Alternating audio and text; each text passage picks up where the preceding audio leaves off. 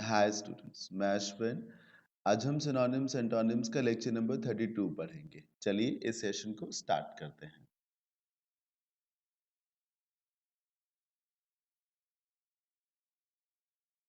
जी, सामने स्क्रीन पे आपको पहला वर्ड दिख रहा है, एफिलिएटेड है पहला वर्ड।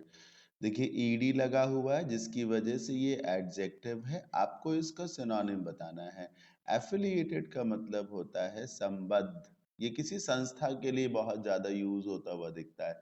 आप कभी गौर करिए, आप जिस कॉलेज से पढ़े हो लिखा रहता है affiliated with Lucknow university, affiliated with Kanpur university, तो जिससे आपका कनेक्शन है, जिससे आप कनेक्टेड हैं, एक तरीके से रिलेटेड हैं जिसको कह सकते हैं, है ना। एसोसिएटेड हो सकता है एक कॉमन वर्ड इसके लिए। तो कनेक्टेड, एसोसिएटेड, रूल से, नियम से जिससे बंधे हुए हैं। एक मैं और बात आपको बताता हूँ, ए डबल एफ एक रूट वर्ड के जैसा है जिसका मतलब अटैचमेंट से होता है, लगाव से, अपनेपन से, संबंध से। ए डबल एफ से गौर करिए, अफेबल बनता है, एक एक ऐसा व्यक्ति जो बहुत मिलनसार हो, जिसका सबसे बहुत अच्छा लगाव हो। ए डबल एफ से एफिनिटी बनता है, अफेक्शन बनता है, अफेक्शन स्नेह, अफेक्शनेट बनता है, एफिलिएशन बनता है और एफिलिएटेड बन रहा है। तो ए डबल एफ कहीं ना कहीं अटैचमेंट की तरफ झुकता है, लव की तरफ झुकता है। अब ऑप्शन देख लीजिए, इवॉल्व, एसोसिएटेड, रिटार्डेड या इनडिस्क्रिमिनेट।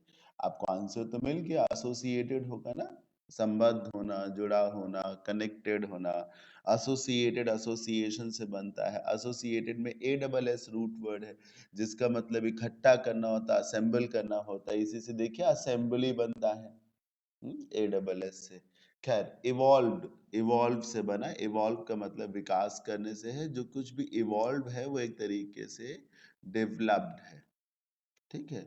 रिटार्डेड, एक एक वर्ड होता है मेंटली रिटार्डेड, मतलब जो लैग करेगा एक तरीके से। रिटार्डेड होने का मतलब है कि आपका दिमाग जो है वो ठीक से काम नहीं करेगा। आप गौर करिए, गाड़ी की जब स्पीड बढ़ती है तो वो एक्सेलरेट करती है, ये एक्सेलरेशन हुआ। और जब गाड़ी की स्पीड कम होती है तो वो उसका रिटार्डेशन कहा जाता है। फिजिक्स में इसे त्वरण और मंदन कहते हैं, अंग्रेजी में एक्सेलरेशन और रिटार्डेशन बोलते हैं। तो रिटार्ड करने का मतलब ही होता है रुकना, डिक्लाइन करना एक तरीके से, है ना, डाउनफॉल की तरफ जाना। इनडिस्क्रिमिनेट का मतलब होता है अंधाधुंध। किसी भी काम को अगर इनडिस्क्रिमिनेट तरीके से किया जाए तो उसमें सेलेक्ट नहीं किया जाएगा ऑडियंस को, एक तरफ से, जिसको कह सकते हैं रैंडम, जिसको आप कह सकते हैं, जो चीजें सेलेक्टिव ना हो। ये किसी की मदद करने के लिए नहीं है, हाँ, कि आपने कंबल बांटे इनडिस्क्रिमिनेट तरीके से, हाँ, ऐसा नहीं है। इनडिस्क्रिमिनेट तरीके से पुलिस ने लाठी चार्ज कर दिया, जो मिला उसको पीट डाला, तो वो इनडिस्क्रिमिनेट है। या अंधाधुंध फायरिंग हुई किसी तरफ से, इनडिस्क्रिमिनेट फायरिंग है, बेसिकली नेगेटिव से रिलेट करता है। एग्जाम्पल भी है, when Johnny completed his time in prison, मतलब जब जॉनी ने अपना समय पूरा कर लिया जेल में, यानी उसकी सजा पूरी हो गई, he chose to not be affiliated with his former gang। फिर उसने तय किया कि जिस गैंग से पहले वो जुड़ा था, जिसके चलते वो जेल भी गया, अब वो उससे नहीं जुड़ा रहेगा, अपना एसोसिएशन जो है उससे तोड़ लेगा, अब उससे वो एफिलिएटेड विद नहीं रहेगा। Affiliated with. जी, अगला वर्ड देखिए, एक्सप्लिसिट, एक इंपॉर्टेंट वर्ड है, एडजेक्टिव है ये भी। एक्सप्लिसिट का मतलब होता है स्पष्ट, यानी कि क्लियर, ठीक है। ऑब्वियस जिसको कह सकते हैं, मैनिफेस्ट बोल सकते हैं, एविडेंट बोल सकते हैं, अपैरेंट बोल सकते हैं। जो दिख रहा है उसके लिए इस्तेमाल करते हैं, जो क्लियर है, एक्सप्लिसिट। इसका इस्तेमाल अक्सर दिशा निर्देशों के लिए होता है, मतलब वो इंस्ट्रक्शंस जो समझ में आ रही हैं, गाइडलाइंस जो साफ साफ पता चल रही हैं, साफ साफ किसी बोर्ड पे लिखा हुआ है कि आगे आप गाड़ी को धीमे चलाएं क्योंकि आगे एक स्कूल है, तो एक्सप्लिसिट वार्निंग दी गई है आपको, या एक्सप्लिसिट मैसेज है आपके लिए कि आगे स्कूल है, सो ड्राइव स्लोली। समझ रहे हैं ना? जो भी आपको साइन बोर्ड्स दिखते हैं सड़कों पे, उनका यही नेचर होता है कि वो आपको ना सिर्फ बताएं कि आगे क्या करना है, अब आपको बहुत ही सही तरीके से, स्पष्ट तरीके से बताएं। ठीक। अब ध्यान से देखिए सर, EXP से एक्सप्लेन को आप रिलेट कर सकते हैं, एक्सप्रेस को रिलेट कर सकते हैं। तो चीजों को क्लियर करना, बाहर निकालना, जब चीजें मन से बाहर आएंगी तो वो क्लियर ही तो हो जाएंगी। एक्सप्लिसिट, इसी को ऑपोजिट इम्प्लिसिट हो जाता है। ये देखिए सर, ऑब्वियस सिनोनिम हो गया। ठीक। टेसिट, TAC से बना, TAC का मतलब होता है साइलेंट या हिडन, छिपा हुआ।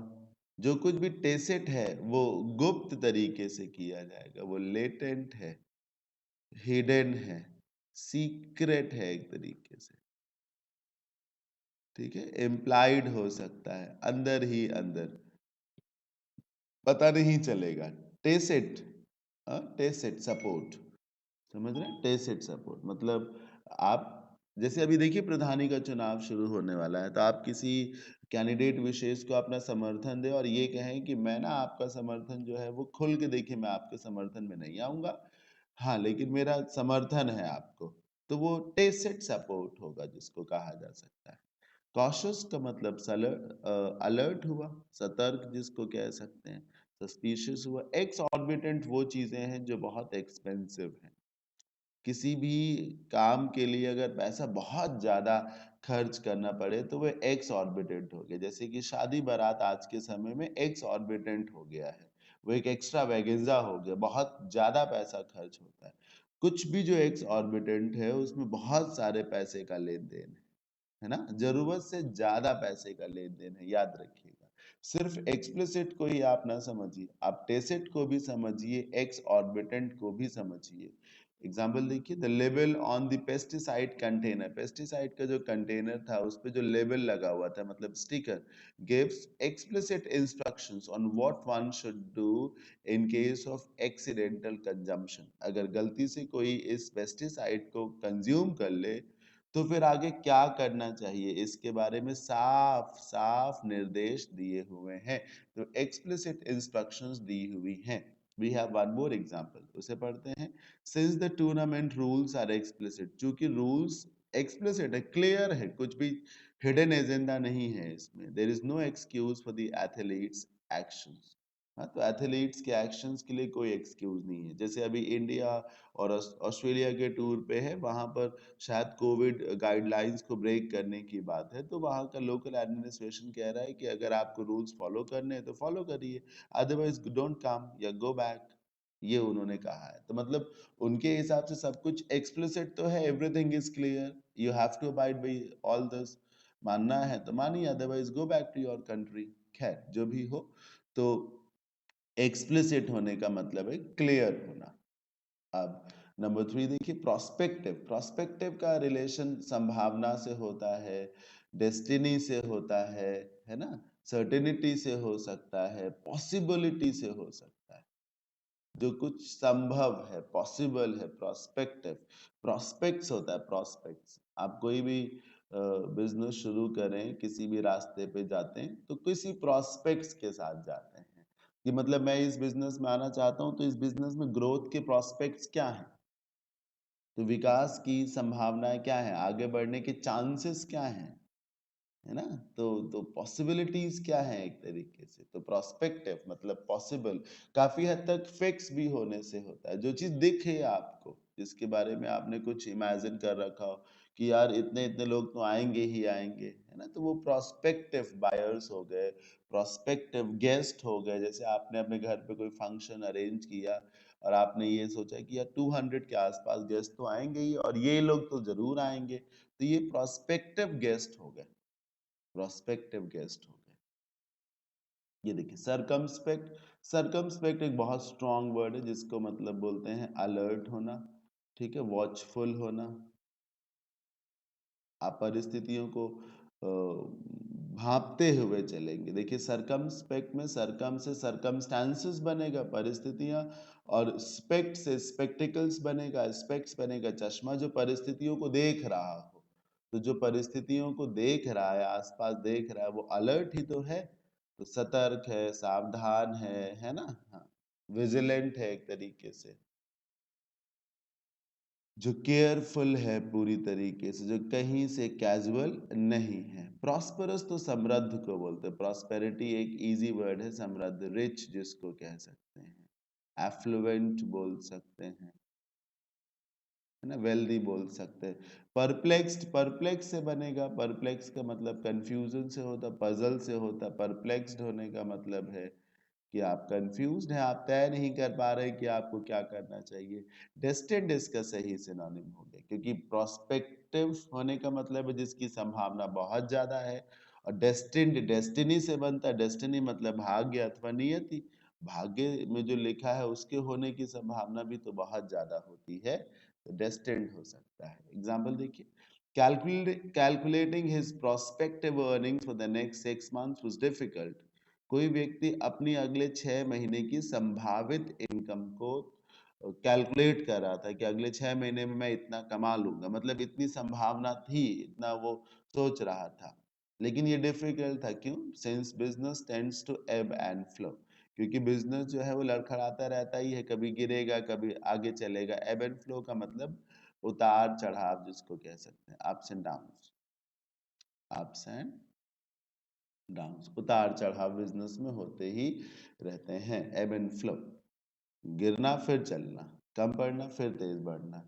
विदाउट एनी प्रोस्पेक्टिव क्लाइंट्स, चूंकि क्लाइंट्स नहीं नजर आ रहे हैं, संभावित क्लाइंट्स नहीं नजर आ रहे, the survival of the small firm did not look promising, जिसके चलते इस छोटी सी फर्म का सर्वाइवल मतलब उसके बने रहने की जो बात है वो मजबूत नहीं मालूम पड़ती, क्योंकि इस फर्म के पास क्लाइंट्स तो है ही नहीं, प्रोस्पेक्टिव क्लाइंट्स है ही नहीं जिन पे भरोसा किया जा सके, जो जरूर आएंगे, जिनके बारे में ये विचार हो, तो ऐसे में फर्म का चलना थोड़ा मुश्किल है। पॉसिटी एक एवरेज वर्ड है, कमी को कहा जाता है, कमी, शॉर्टेज, दुर्लभता, है ना, शॉर्टेज, कमी, शॉर्टेज बोल सकते हैं, स्कैंटीनेस बोल सकते हैं, ठीक, कमी जिसको कहा जा सकता है। ऑप्शंस देखिए, ये देखिए, शॉर्टफॉल हो गया आपका, है ना, शॉर्टफॉल, जैसे बारिश जब कम होती है तो ये उसका शॉर्टफॉल है। सिंसियरिटी तो समझदारी को कहेंगे। विंडफॉल, बहुत ज्यादा फायदा, विंडफॉल मतलब अप्रत्याशित मुनाफा, अप्रत्याशित मुनाफा मतलब जब किसी डील को करने से आपको बहुत ज्यादा ही पैसा मिले, बहुत ज्यादा ही बेनिफिट हो, तो वो विंडफॉल है। विंडफॉल गेन होता है, अनएक्सपेक्टेड प्रॉफिट, और बहुत ज्यादा, ठीक है, बहुत ज्यादा होना चाहिए। विंडफॉल गेन जिसको बोल सकते हैं, विंडफॉल गेन। जैसे इस समय ये कोविड के समय बहुत सारे मेडिकल प्रैक्टिशनर्स ने लोगों के जज्बातों का मजाक उड़ाया, उनकी तकलीफों को अपने लिए एक अवसर समझा है, और फिर लूटा भी है, आपदा में अवसर वाली बात है। हालांकि बहुत सारे मेडिकल प्रैक्टिशनर्स ने अपनी जान हथेली पे रख करके, जान जोखिम में डाल के लोगों की हेल्प की है, लेकिन बहुत सारे कमीने लोग भी होते हैं ना इन एवरी प्रोफेशन, तो उनके लिए कोविड वाज एन एडवांटेज, वो एक विंडफॉल गेन था। समझ रहे हैं आप? बहुत सारे बिजनेस ओनर्स, शॉपकीपर्स जिनकी दुकानें चल रही थी ड्यूरिंग लॉकडाउन, वो चाह रहे थे कि लॉकडाउन लंबे समय तक रहे, ताकि सबकी दुकानें ना खुलें, सिर्फ हमारी ही दुकानें खुलें, और हम जो है ना मनमाने दामों पर चीजों को बेच सकें। आप देखिए ना, लोगों ने जो है गुटखा बेचा है 10 रुपए, 15 रुपए, 20 रुपए पैकेट पे, तो ये क्या है? उनका विंडफॉल गेन है एक तरीके से। तो ऐसे में तो लोग चाहेंगे ही ना, जिन्होंने 5 रुपए के प्रोडक्ट को 20 रुपए में बेचा, वो तो चाहेंगे लेट इट कंटिन्यू, लंबे समय तक रहे, बढ़िया ही है। अच्छा, डाउनफॉल तो गिरावट को कहा जाता है। डाउनफॉल बिजनेस में होती ना, ग्रोथ जब कम हो जाए, है ना, डाउनफॉल उसको बोलते हैं, लॉस जिसको कह सकते हैं, डिक्लाइन कह सकते हैं आप इसे, गिरावट, नुकसान। एग्जाम्पल देखिए, although the government claims that unemployment rate is decreasing, there is still a possibility of jobs available. वैसे तो सरकार कह रही है कि बेरोजगारी दर जो है वो कम हो रही है, फिर भी रियलिटी यही है कि अभी भी नौकरियों की संख्या बहुत कम है, नौकरियों की बहुत ज्यादा दुर्लभता है, पॉसिबिलिटी है जॉब्स की, है ना, नौकरियां नहीं है अभी भी, लेकिन कहा जा सकता है। जी, एग्जाम्पल और भी उसे भी देखिए, because of the paucity of our oil supply, क्योंकि ऑयल सप्लाई जो होती है वो बहुत कम है ना, ऑयल रिसोर्सेज बहुत कम है, जिसकी वजह से जरूरी है कि हम और रिसोर्सेज को ढूंढें, उनका विचार करें एक तरीके से। चलिए आगे बढ़ते हैं। अवर्ट का सिनोनिम पता करना है आपको। अवर्ट एक बहुत ही बढ़िया वर्ड है, इसका मतलब होता है टालना, अवॉइड करना। लेकिन किसे अवॉइड करना? दुर्घटना को टालना। तो दुर्घटना को टालना तो बहुत अच्छी बात है, किसी प्रकार के क्लैश को टालना, भिड़ंत को, टकराव को टालना, ये तो अच्छी बात है ना, इससे दो पक्षों में मनमुटाव नहीं होगा, दो गाड़ियां जब टकराएंगी नहीं तो किसी को इंजरीज नहीं होंगी। तो अवर्ट एक अच्छी चीज है, किसी भी अनवांटेड चीजों को टालना, अवर्ट कर देना अच्छी चीज है। ये सबवर्ट पे आते हैं। सबवर्ट का मतलब तो किसी सरकार को ध्वस्त कर देना, गिरा देना, जिसे आप टॉपल करना भी कह सकते हैं, है ना, डिबेस करना कह सकते हैं, डीस्टेबलाइज कर देना कह सकते हैं। डिस्टॉर्ट तो एक तरीके से बिगाड़ देना जिसको कहा जा सकता है, डिस्टॉर्ट करना, टॉर्चर से रिलेट करिए, है ना, शोषण करना जिसको आप कह सकते हैं, एक्सप्लॉयट करना, और टैटर करना जिसको कह सकते हैं, है ना। अपोलोजाइज माफी मांगना, रिग्रेट करना जिसे आप कह सकते हैं, अवॉइड करना मतलब टालना। तो ये इसका एक तरीके से सिनोनिम हो जाएगा। To avert a loss in the big game, the team needs to focus on playing as a single unit. अगर टीम चाहती है कि एक बड़े से गेम में उसको लॉस ना हो, तो उसको फिर एक सिंगल यूनिट के तरह से खेलने पे ध्यान देना होगा। अगर टीम चाहती है उसको कि बड़े गेम में उसको लॉस ना हो, अगर लॉस होगा तो वो टीम के लिए अच्छी चीज नहीं है ना, तो टीम तो चाहेगी ना कि वो उस लॉस को अवर्ट कर सके, तो ऐसे में टीम को एक यूनिट के रूप में खेलना होगा। एक और एग्जांपल है, ये देखिए, if management wants to avert a strike, अगर मैनेजमेंट स्ट्राइक को टालना चाहता है, बचना चाहता है स्ट्राइक से प्रबंधन, then it must increase the wages of employees, तब उसको तुरंत जो है वो अपने कर्मचारियों की मजदूरी को बढ़ा देना चाहिए। अब दोनों बार गौर करिए कि अवर्ट किसे करना है, स्ट्राइक को अवर्ट किसे करना है, लॉस को अवर्ट किसे करना है, एक्सीडेंट को। तो अवर्ट अपने आप में एक पॉजिटिव वर्ड हो गया। डिस्परेज कैसे समझेंगे? P A R, para, parallel, parity. P A R मतलब बराबर। आप मैथ्स में जाइए, पैरेलल लाइंस ड्रॉ करिए। पैरेललोग्राम होता है समानांतर चतुर्भुज। जो चीजें पैरेलल है वो समानांतर हैं, बराबर हैं, प्राय एक जैसी हैं। तो पी ए आर मतलब एक जैसा, समानता, सिमिलरिटी। और डिस्परेज मतलब असमानता। इसी से रिलेशन आएगा कि भेदभाव करना, डिस्परेज का मतलब भेदभाव करना हो जाएगा।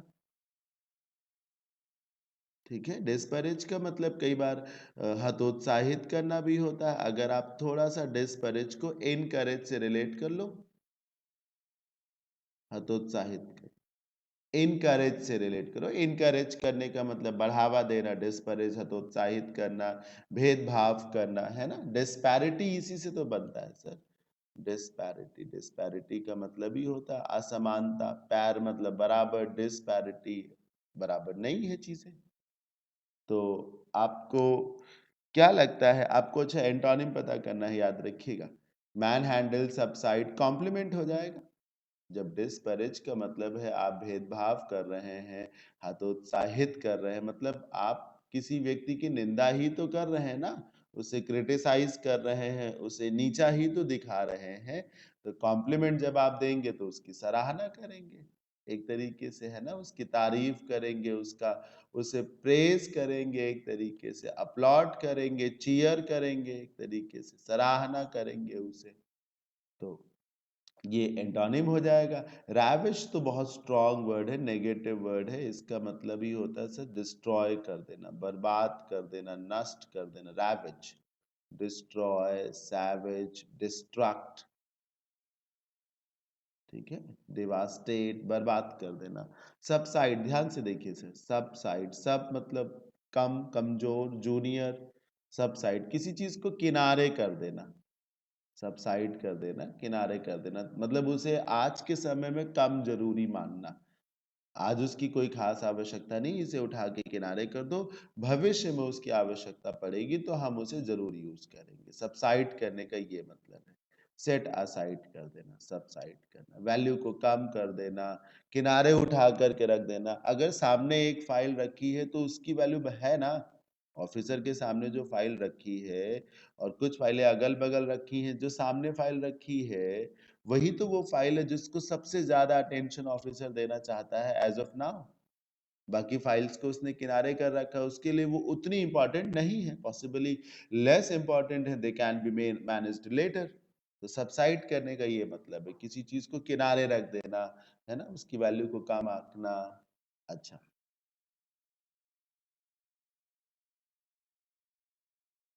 अब देखिए लिखा है, it is never right to disparage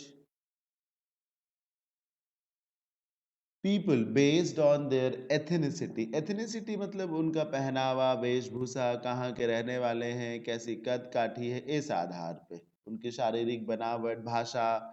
तो ये ठीक नहीं है कि लोगों को उनकी शारीरिक बनावट, वेशभूषा, भाषा, कहाँ रहते हैं, इस आधार पर उनकी निंदा की जाए, उनके साथ किसी प्रकार का भेदभाव किया जाए। ठीक है, ये ठीक नहीं है। एग्जाम्पल दूसरा भी है, I cannot believe that you belittle and disparage people who have little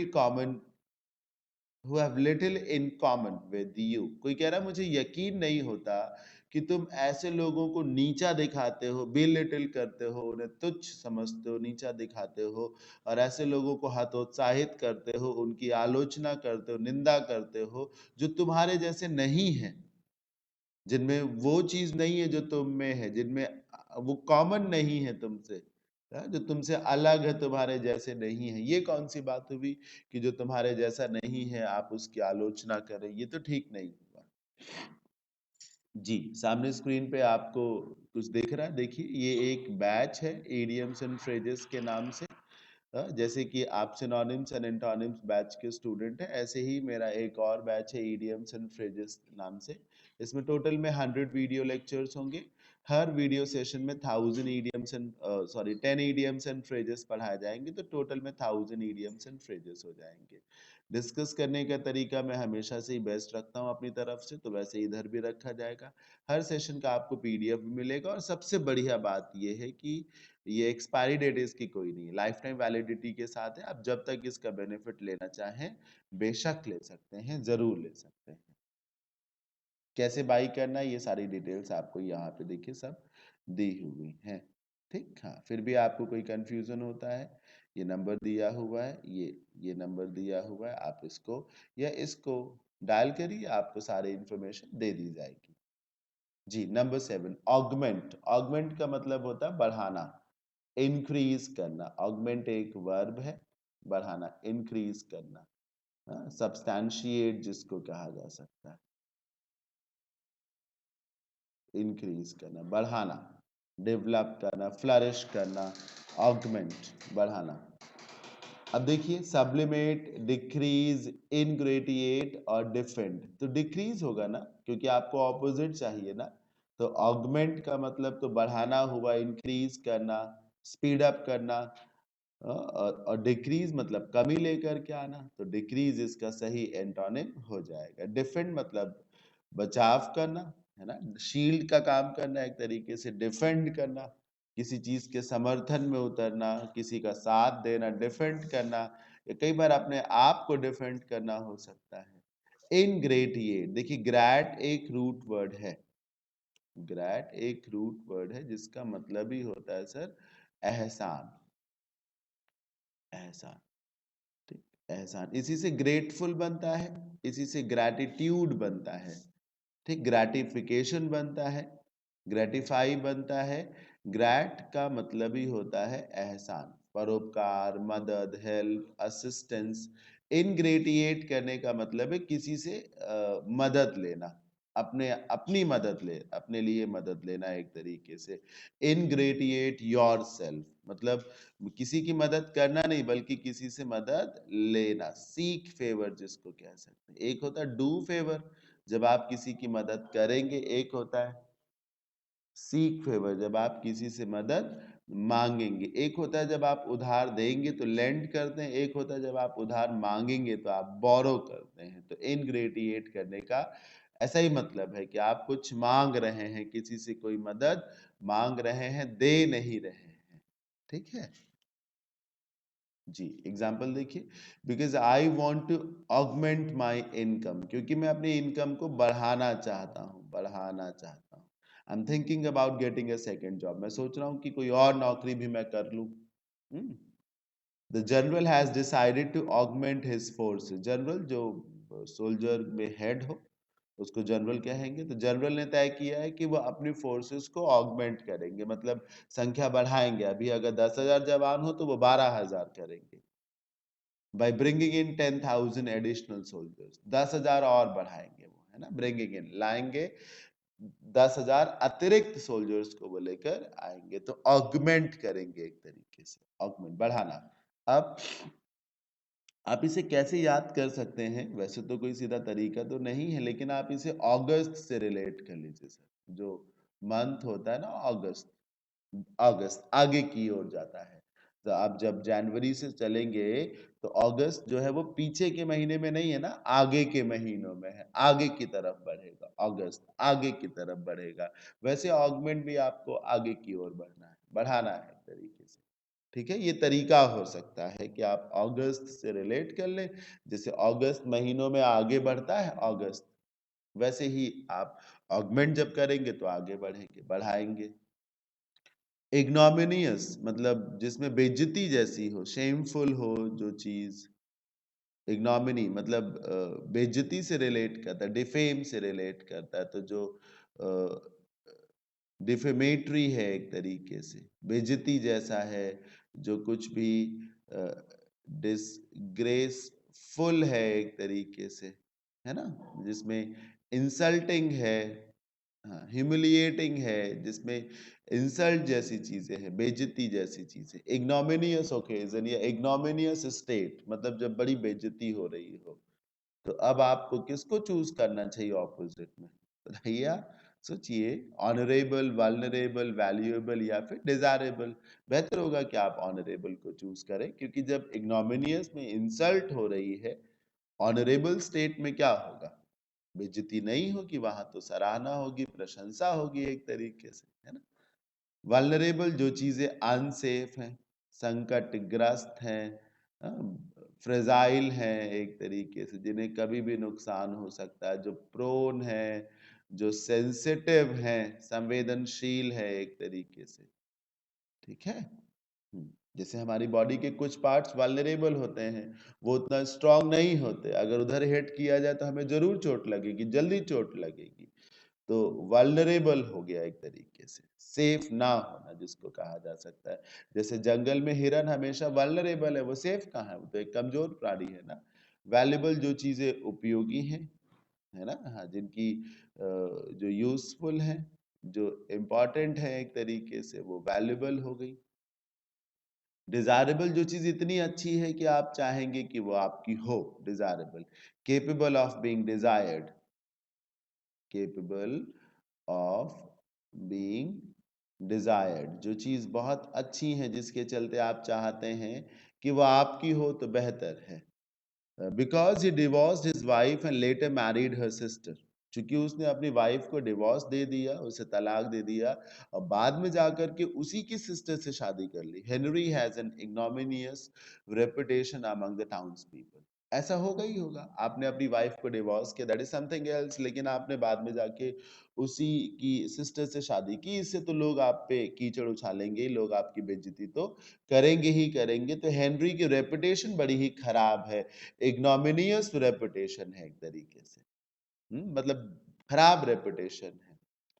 example एक और है, उसे भी देखिए। When the boxer got knocked out in the first round, जब बॉक्सर पहले ही राउंड में बाहर हो गया, मतलब पहले राउंड में हार गया, तो पता चल गया कि आगे के राउंड्स में और बेइज्जती ही उसकी होनी है ना। Everyone knew it was the beginning of an ignominious defeat for him.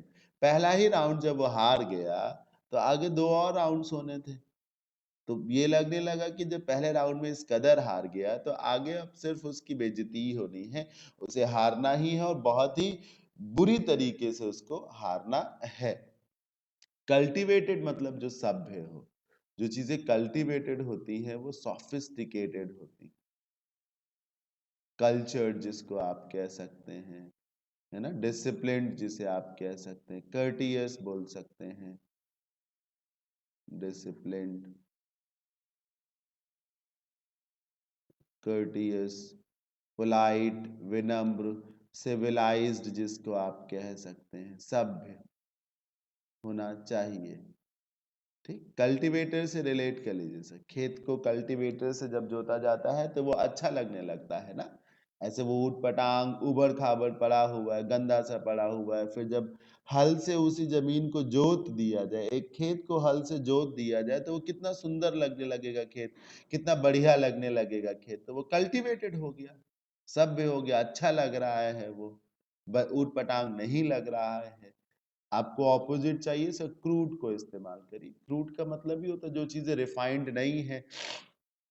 Crude oil होता है, रिफाइंड ऑयल होता है, कच्चा तेल होता है जो असभ्य है ना, और रिफाइंड है जो सभ्य है एक तरीके से, जिसमें तमाम प्रकार की खामियां कमियां हो सकती। क्रूड ऑयल में अशुद्धियां होती होंगी ना, जिन्हें निकाला जाता होगा, तो जो जिनमें खामियां हैं कमियां हैं उसे कहेंगे। जो अनसोफिस्टिकेटेड है, जो बुरिश है, जेंटिल, तो जेंटल से आप रिलेट करिए, जो सरल है, सभ्य है, आदर्श है।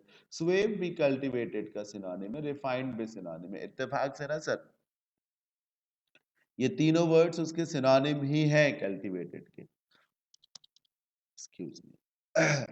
एग्जांपल देखिए, our boss gives maximum respect even to the guard, sweepers and maids. हमारे बॉस मतलब बहुत सम्मान देते हैं, यहाँ तक कि गार्ड्स को भी, स्वीपर्स को भी, मेड्स को भी, नौकरों को भी, मतलब जो सबसे लोवेस्ट प्रोफाइल्स में पे काम करते हो उनको भी बहुत ज्यादा सम्मान देते हैं। And it shows what a cultivated being he is. इससे पता चलता है कि वो कितने सभ्य व्यक्ति हैं, कितने समझदार व्यक्ति हैं, कितने वेल मैनर्ड हैं एक तरीके से।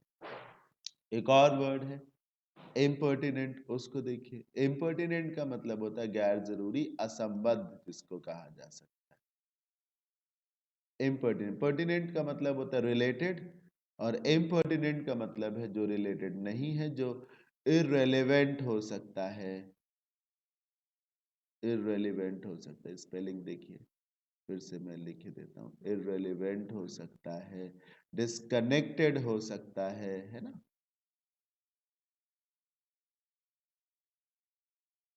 आउट ऑफ कॉन्टेक्स्ट हो सकता है, उसके लिए आप इम्पर्टिनेंट का यूज कर सकते हैं।